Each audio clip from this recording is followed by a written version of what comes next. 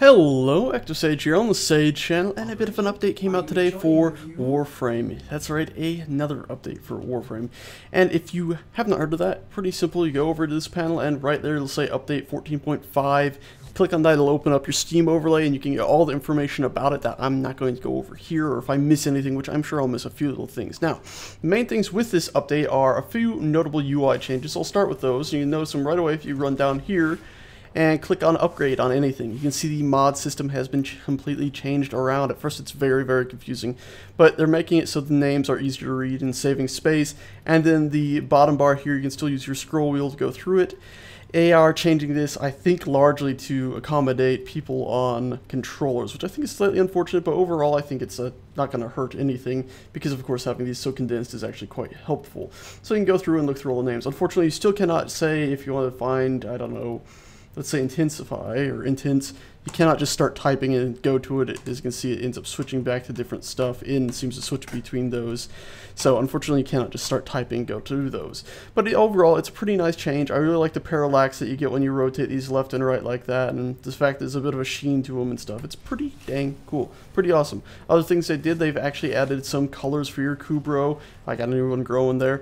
And some patterns that you can buy. You go to get most of those from the market here. You can see down at the very bottom here, it has the few things for Kubrow. One of them that you can get for actual in-game credits. The other two you actually have to use real money for, which is slightly unfortunate.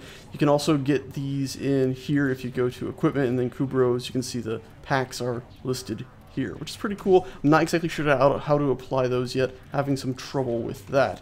Actually three other things they added are this weapon here. That's right at the top. This weapon here. And this weapon here. Now, the first one I showed is a bit of a frost weapon, and you get that from the corpus section of your clan dojo. It's a research project. You got to donate a bunch of stuff and get that going. The second one here, the Nukor, or however you say it, is another dojo project from the Grenier section. And then the Cronin, these melee weapons, are actually, you can get those if you go to the weapons tab here in your market, blueprints, and then there they are right here. You can go ahead and buy them. And I already have them. Now they do, if you look at what it requires to build them, it takes 2 argon crystals, which means you have to go to the void and farm those. I really cannot express how much I hate argon crystals and the fact that you cannot just amass a large storage of them. I hate having to actually go farm them and then they expire X number of hours later. Now, one of the biggest things from this update is also something you're going to need to build one of those weapons. It's Cryotic. It's a new material. And you get that new material from the special extractor missions that you'll find at the star chart. And the reason I haven't gone into the star chart yet is you'll notice this UI on me and it expires in 5 days, 20 hours. This new thing that they've added, this is just sort of a test run of it, sort of like when they first put survival into the game. And this is actually going to be replacing survival missions on planets that have an atmosphere. Because it didn't make much sense for them to be killing the O2 supply when you're on an atmosphere, or on a planet with an atmosphere. So these extraction missions, which they are going to be replacing them. And what you do is you run down the planet, you basically activate a beacon, it finds you where you're going to be mining, and you go and mine there. I'll show you actually in person in a minute. But these little check marks there, you see those little 3 green check marks there? They are actually, because when you first start up, you can only do this special type of mission on Earth right here. So you go down to Earth, you're going to have this little mission right here. You can see its special icon there. And you're going to be able to go down there and do that. And it's pretty simple and straightforward, like I just said. But after you get 500 points, and you'll probably get those all 500 points within that singular first match, you can see that this little first checkpoint will be checked off. Then once you got 1,000 points, that'll be checked off 3,000. You get that other one checked off, and each time you do it, you get a reward. First one, you get a new emblem, a mod pack, and then actual weapon and a skin for the new weapon that is going to be from the clan dojo, from the corpus section. Now, the way you'll find out about these is if you press escape, go to your communications, and inbox, you'll see I've already done them, but you'll see first off you'll get this message telling you to go to Earth. You go do that. You get this one giving you that reward once you've gotten the 500 and giving you a new planet to go to, and so on and so forth. For this one, it gave me another planet yet. So first planet was Earth. Second planet is Europa, which has its mission right over here. And this one is my favorite because it has the wonderful Ice World tile set that they just added today, and it looks amazing. And then once you do that, you can also go over to Phobos. Now, The reason you would want to go to the different ones is largely because you get more resources the harder the level is. So Earth, you're going to be getting a fair amount, but not so many. But then Europa, you're going to be getting just a ton, really, and then Phobos even more. But I like staying on Europa. So really quickly, I'm going to load this up and show you guys what it's like. There we go. It should only take a second to load. Can't even fly my ship around, really.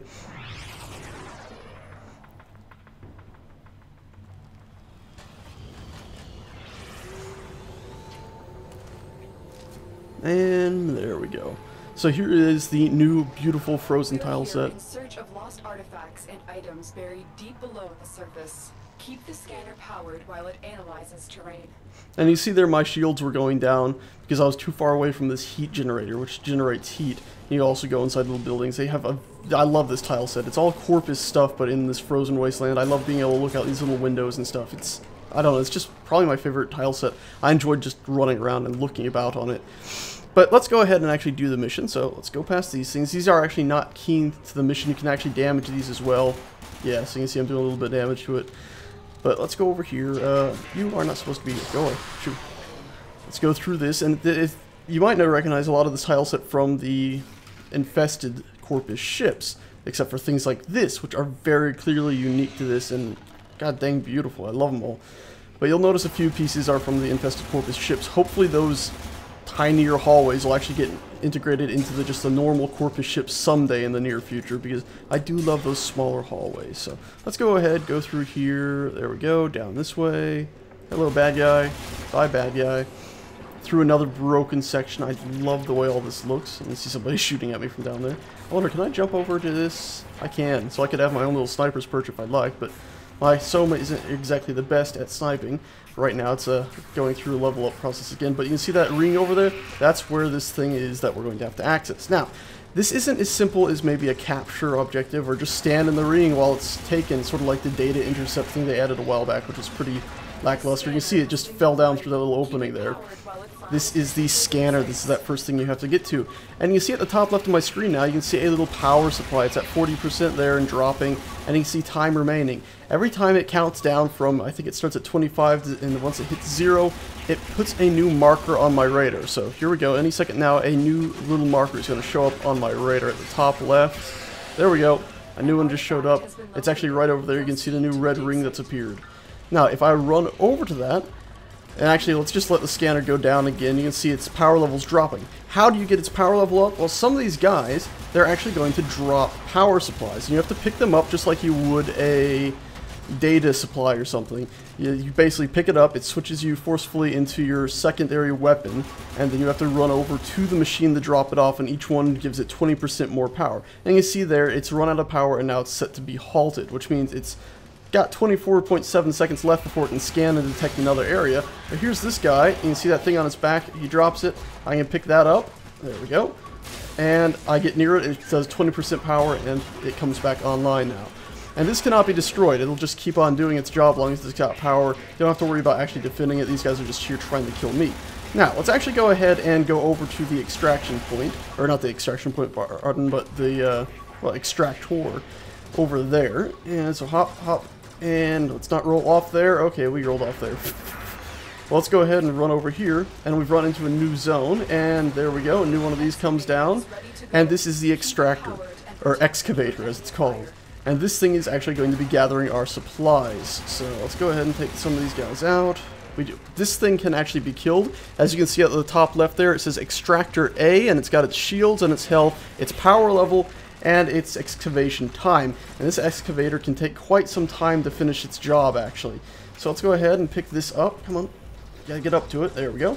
And let's go ahead and... I got my shotgun now, so these guys have died left, right, and center. Uh-oh. And now we are in trouble, because you see there I ran into another spawn point for one of these. So now I got 2 of them going. If you're in a full group, you can have a whole bunch of them going at once, very easily. And I'm actually going to just switch up permanently to my shotgun because it is actually powerful. Where are these shooting from? Way up there? The little sniper spot I was talking about. So you can see this excavator has halted because it's run out of power and it still has 50% to go. So that's slightly unfortunate. Luckily, the other one over there, because I ran past it with that power cell and it spawned down, it got that power. It got that 20% power, so it actually had more power than this one ever had. Now, it still looks like it's going to run out of power before it finishes either, so I really need to go on slightly the offensive here and try to get these guys to spawn enough so I can kill one that has a power supply, get his power supply, and then, of course, bring it back to one of these extractors to get them to the finish. So let me go up here. I can see a guy up here. He did have one, so let's try to hop up to him. Bit of a rocky climb, but I managed to get up to it, and I got that. Sweet.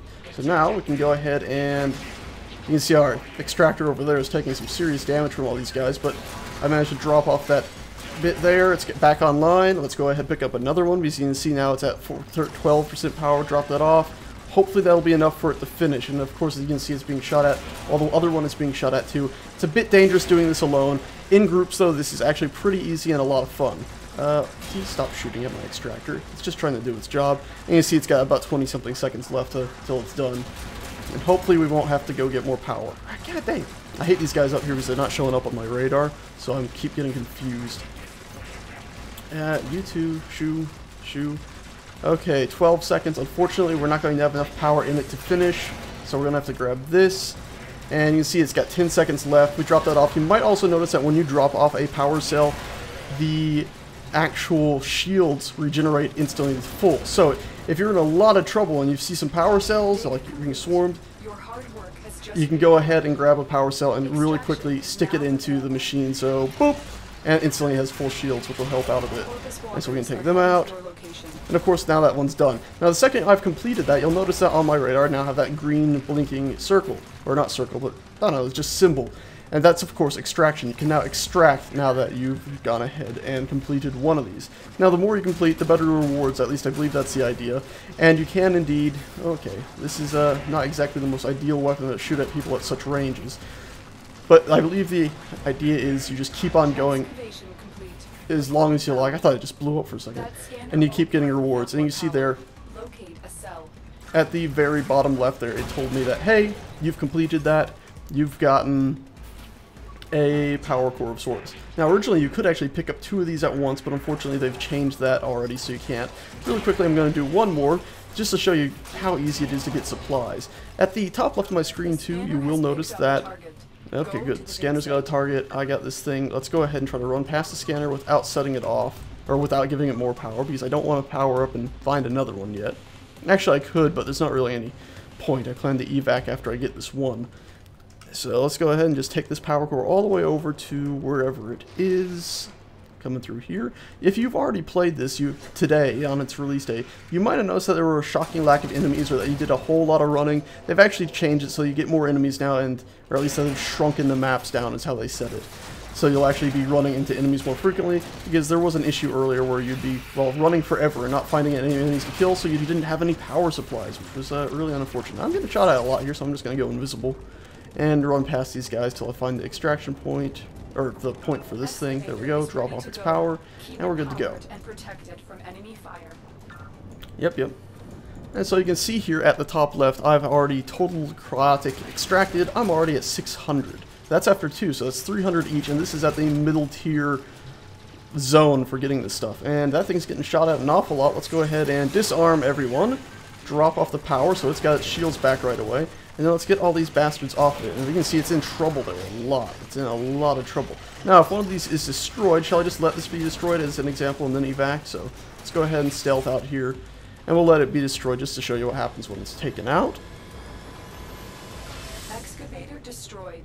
Protect the remaining dig sites. And you'll notice that my actual total cryotic extracted actually went up. So however much it is extracted still goes into your supply, which I actually like that. It's very nice that it's not just a, oh, you failed, haha, you lose the whole match. It's actually, you know, sort of, okay, well, you did that well. So even if you're failing and losing a bunch of these machines, as long as you keep going, it's going to probably be alright.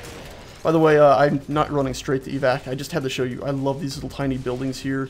This sort of like ice base setup. It's, I don't know, look at it. How cool is that? It almost looks like something from, I don't know, an airport mixed with something from The Thing. At that scientific research base. It's pretty cool. I just had to show you these buildings before evac, and I really love this tile set. It's great. Anyway, let's run to evac now, get out of here, and there we go. Simple. Pretty dang simple, actually. And you see there at the bottom left there where it says points, that's how many points I got for just that one run. And I scroll down, you see I got 361 Cryotic. You might be saying, hey, I thought it said you'd gathered 700 and something. I did. The story idea is whoever is sending you these locations is taking half of your cut, or half of the stuff you find. And of course, whoever this is supposedly providing the drilling equipment and scanners as well. So it kind of makes sense. I'm actually alright with it considering how much you get each run, and it's a whole lot of fun. I highly suggest, if your internet can handle it, play it with people, just random people. It becomes really easy, lots of fun. The fact that there's no dead set fail state means even if you guys are screwing up a bit starting out, it can be a lot of fun and just damn enjoyable. Anyway, that's about it for this, guys. I'm sure a billion other little things that I've missed. Go check out Mogamu. I really like his channel. He's got a lot of advanced stuff about Warframe, far more advanced than I ever go over or understand. But if you want to learn more, go to his stuff. Also go to the Warframe website, warframe.com. This game, remember, is free to play, so you can go ahead and start playing that on PC, PS4, and soon Xbox One without spending a penny. I've spent a lot, but that's just mainly because I like collecting every weapon, so I keep buying more and more weapon slots, and the aesthetic appeal stuff, like different skin colors and suit colors, you have to pay for those. But all the other weapons in the game, you can earn without spending a penny. It's a lot of fun. Anyway, for real, thanks a bunch for watching, guys, and I'll see you next time.